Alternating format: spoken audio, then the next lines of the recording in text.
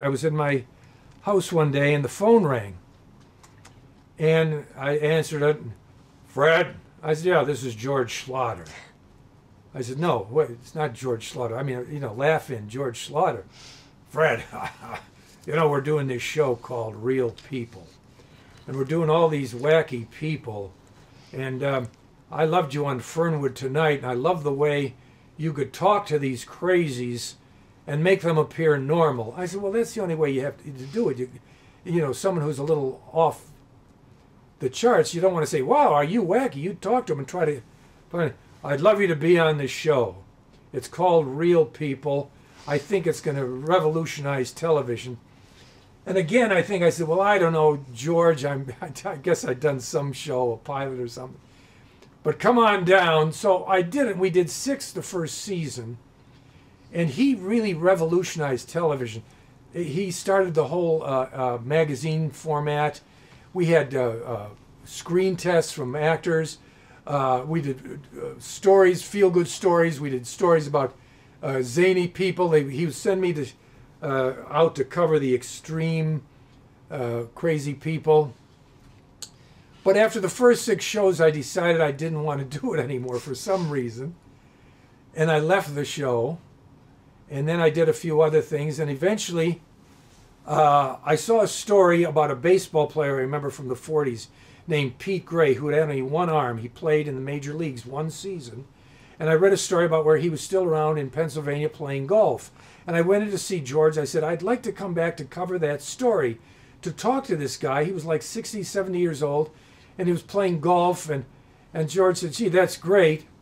And then it turned out the guy didn't want to be interviewed. But George says, I'd love you to come back and do like half a season. So I went back and I did 11 more and had a great show. I don't know I didn't want to do anymore, but that's all. I did like 11 more and had a great time. I'm still very friendly with George Slaughter. I see him and he still talks about some of the stories I did. Do you remember some of the other stories? I remember a lot of them. What he always remembers is well, I remember one spaceship. Frank, a man had built a spaceship in his garage, and he was going to fly up to Venus, and he was deadly serious. This was not a spoof. He was not laughing. And I interviewed him, just deadly serious. I said, now, how long will it take to get to Venus? He says, well, not that far. First, we're going to fly around the world and land, and then go to Venus, and we'll circle Venus, and we'll land on Venus. And I said, you don't have any chairs inside. It was almost as big as this room. He built it himself. He's an ex-Navy man. He said, well, I'll put a few folding chairs in there. And George remembered, and I always thought that would make a great movie, that I'd come back to visit him a year later and see this spaceship going up to Venus. But he was completely serious. I didn't want to make fun of him. I talked, what George seems to remember mostly is a guy who had a perpetual motion machine. And I went down and it didn't seem to work. And I just said, now, if it did work, what would the point of this be? I went to do a story on a woman who had a cow that talked. And we drove up to Sacramento. We flew out of Sacramento, drove to her farm, and I was really excited. And I came up, I said, I understand you have a talking cow. She said, well, he was talking up until about a week ago. And I said, uh-oh. So she says, he'll talk when he's hungry. He'll say, I want food. Feed me. I said, okay. So we went up the cow. She said, are you hungry? And he just looked. He says, okay, here's some food. I said, well, don't throw him the food. Let's get him to talk.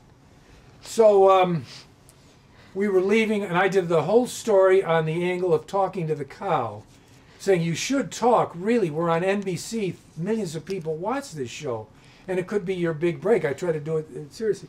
So we went back, and we were loading up the truck, and she says, you know, a UFO landed on the farm about a month ago. And our producer stopped, and he said, we'll get that story another time.